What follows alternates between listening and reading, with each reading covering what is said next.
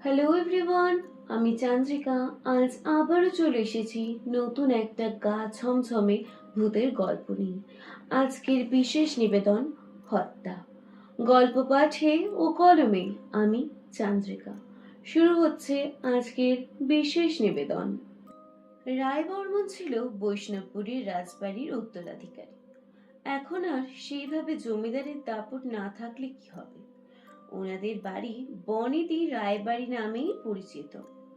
অম্বরীশ রায়বর্মন ছিলেন ওই জমিদার বাড়ির শেষ উত্তরাধিকারী। শেষ বললে ভুল, ওনার দুটো ছেলে ছিল, রজত ও রাজদীপ। রজতের বিয়ে অনেকদিন আগেই হয়ে গিয়েছিল, কিন্তু বিয়ে হবার 1 মাসের মধ্যেই তার স্ত্রীর আকস্মিক মৃত্যু ঘটে যায়। রাজরাজাদের বাড়ি কিনা, তাই ছন্দার মৃত্যুর কোনো প্রকার ইনভেস্টিগেশনই হয়নি তখন। এরপর কেটে যায় বেশ কয়েকটা বছর। রাজদীপ এখন প্রায় বিয়ের উপযুক্ত। রাজদীপ কলকাতাতেই থাকে। এখানেই একটা মেয়েকে তার পছন্দ, সে তাকে ভালোবাসে। অম্বিকা সেই মেয়েটির নাম। অম্বিকাকেই বিয়ে করবে বলে কথা দেয় সে। রাজদীপ অম্বিকাকে বলে পরের মাসে ওর প্রমোশন হয়ে যাক, তারপরেও বাড়িতে জানাবে বিয়ের কথা। অম্বিকা বলল, ঠিক আছে, তোমার যখন মনে হবে তুমি তখনই জানিও, আমার কোনো প্রকার তাড়া নেই। এরপর কেটে গেল কয়েক সপ্তাহ। রাজদীপ এখন কয়েকদিনের ছুটি নিয়ে বৈষ্ণবপুরে এসেছে, কিন্তু এর মধ্যে ঘটে গেল এক মর্মান্তিক ঘটনা। রাজদীপের দাদা রজতের অস্বাভাবিক মৃত্যু হয়। একদিন রাতে রজতের ঘর থেকে এক তীব্র চিৎকার ভেসে এলো। সেই চিৎকার শুনে সবাই সেখানে ছুটে চলে যায়। সেখানে গিয়ে সবাই, অর্থাৎ রজতের মা, বাবা ও ভাই যা দেখলো, তাতে ওদের পায়ের তলার মাটি সরে গেল। ওরা দেখলো রজতের পিঠের থেকে নাড়ি ভুড়ি বেরিয়ে রয়েছে, মাথাটা বিছানার ওপর থেকে নিচ পর্যন্ত ঝুলছে, মুখে এক প্রবল আতঙ্ক, আর সারা ঘরময় রক্তের ছড়াছড়ি। এই দেখে রজতের মা অজ্ঞান হয়ে যায়। এরপর তার চোখে মুখে জল দিয়ে তার জ্ঞান ফেরানো হয়। অম্বরীশ রায়বর্মন পুলিশে খবর দেয়। তারা অনুমান করেন যে কোনো জীবজন্তু হয়তো এই রকম অবস্থা করেছে তার ছেলের, নয়তো কোনো মানুষের পক্ষে এই রকম করে হত্যা করা সম্ভবপর নয়। এরপর সারা গ্রামে এক অজানা আতঙ্ক ছেয়ে গেল।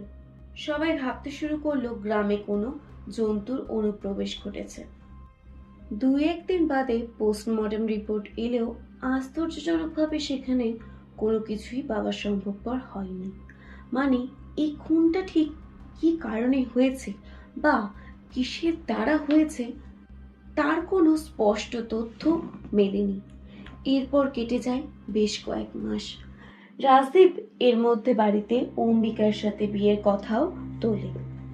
রাজদীপের বাড়ির লোক অম্বিকার ব্যাপারে খোঁজ খবর নেবার পর ওদের বিয়ের দিনক্ষণ ঠিক করে ফেলে।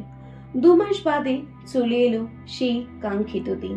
15ই নভেম্বরের গোধূলি লগ্নে রাজদীপের সাথে অম্বিকার বিয়ে সম্পন্ন হয়ে যায়।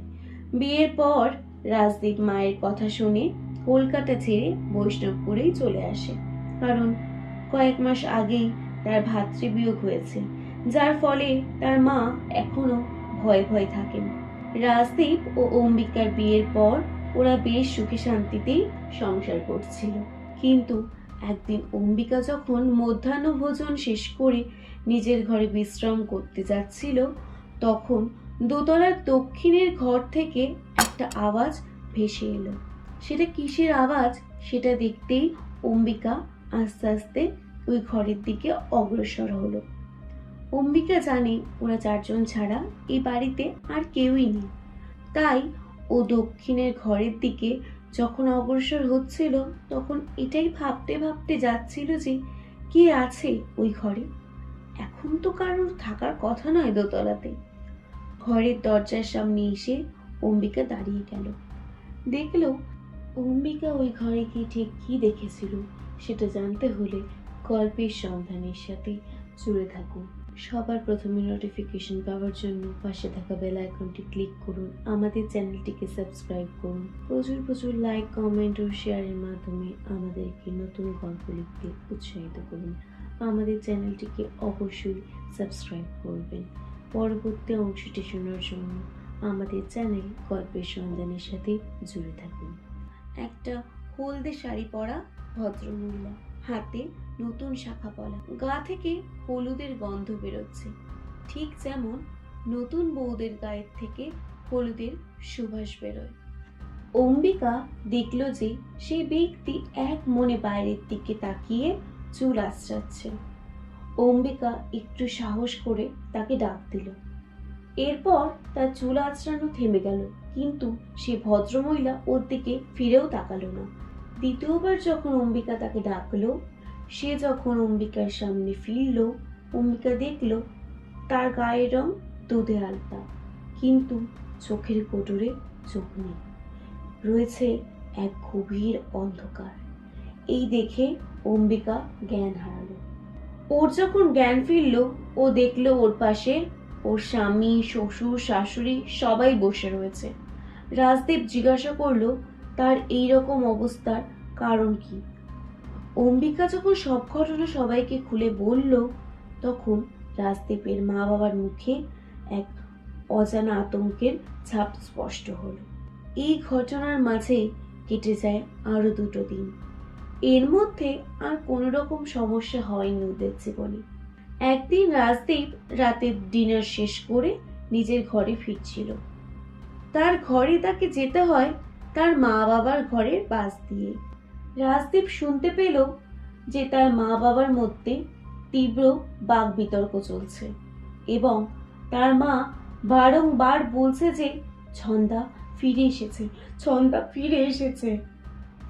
রাজদীপ ভাবল, ছন্দা তো আমার বৌদিদির নাম, সে কি করে ফিরে আসবে? সে তো আর বেঁচে নেই। রাজদীপের মনে হালকা খটকা লাগলো। সেই রাতের মতন সে শুতে চলে গেল। পরের দিন সন্ধ্যাবেলায় রাজদীপ তার মাকে ডেকে সব সত্য ঘটনা জানতে চাইলে তার মা অঝরে কেঁদে দেয়।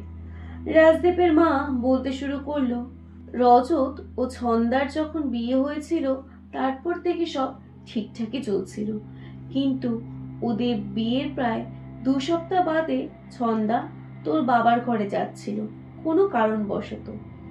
তোর বাবার ঘরে যেতে গিয়ে ছন্দা তোর দাদা ও বাবার গোপন কথোপকথন শুনে ফেলে। রাজদীপ বলল, গোপন কথোপকথন? তার মা বলল, হ্যাঁ, তোর বাবা অরাজনৈতিক ব্যবসা করত, চোরা কারবার, ড্রাগ পাচার, এই সব। রাজদীপ বলল, কি বলছো মা তুমি? তার মা তাকে বলল, আমি সবই জানতাম, কিন্তু তোকে কোনোদিন বলিনি, কারণ তুই তো শহরে থাকতিস। জানতাম তোর ওপর কোনোদিন এইসবের কোনো আঁচ পড়বে না। এইসব গোপন কথাই ছন্দা জেনে গিয়েছিল। ছন্দা বলেছিল যে সে সব কথা পুলিশকে জানিয়ে দেবে। আমি ছন্দাকে অনেক সাবধান করেছিলাম। আমি বলেছিলাম, তুমি এসব করো না, ওরা তোমাকে ছাড়বে না। কিন্তু ছন্দা আমার কোনো কথাই শোনেনি। ছন্দা যেদিন ঠিক করেছিল যে ও সব কিছু পুলিশকে জানাবে, সেই দিন তোর বাবা ও দাদা মিলে ওকে গলা টিপে হত্যা করে। তোর দাদাও কোনো প্রকার প্রতিবাদ করেনি যে তোর বাবা তার স্ত্রীকে হত্যা করছে। ছন্দার বাড়ির লোক যেহেতু খুব একটা বড় লোক ছিল না, তাই তার মেয়ের মৃত্যুর ব্যাপারে খোঁজ খবর তারা নিতে পারেনি। তোর বাবা পয়সা দিয়ে লোকের মুখ বন্ধ করে দিয়েছিল। আমি জানি ছন্দা আবার ফিরে এসেছে। ছন্দার আত্মা এখনো মুক্তি পায়নি, ও প্রতিশোধ নিতে চায়, ওই এসব প্রতিশোধ নিচ্ছে। এরপর রাজদীপের বাবার ঘর থেকে একটা বিকট চিৎকার এলো। রাজদীপ ও তার মা গিয়ে দেখলো তার বাবাকে কেউ একটা শূন্যে ভাসিয়ে রেখেছে। তারা আস্তে আস্তে লক্ষ্য করলো সে এক নারী মূর্তি। তাদের চিনতে ভুল হলো না যে এটাই ছন্দা। ছন্দা বলল, আমি তোমাদের মারবো না, আমি প্রতিশোধ নিলাম। আমি তোমার আর ভাইয়ের কোনো ক্ষতি করব না মা। এই বলে সে অম্বরীশ রয় বর্মনকে জানলা দিয়ে ধাক্কা দিয়ে ফেলে দিল। আমরা কেবল হতবাক হয়ে দাঁড়িয়ে রইলাম। আমার বাবা ও দাদার প্রতি তীব্র ঘৃণা জন্ম নিল সেই দিন থেকে আমার। তবু তো আপনজন, কষ্টটা বুকে রয়েই গেল। আজ এখানেই শেষ হলো আমার বিশেষ নিবেদন, হত্যা। গল্পটা কেমন লাগলো সেটা লাইক ও কমেন্টের মাধ্যমে জানাতে ভুলবেন না। আমাদের চ্যানেল গল্পের সন্ধানীকে সাবস্ক্রাইব করবেন। সবার প্রথমে নোটিফিকেশন পাওয়ার জন্য পাশে থাকা বেল আইকনটি ক্লিক করবেন। প্রচুর প্রচুর শেয়ারের মাধ্যমে আমাদেরকে আরো অনেক নিত্য নতুন গল্প লেখার সুযোগ করে দেবেন। ভালো থাকবেন, সুস্থ থাকবেন। দেখা হচ্ছে পরের এপিসোডে। নমস্কার, শুভরাত্রি।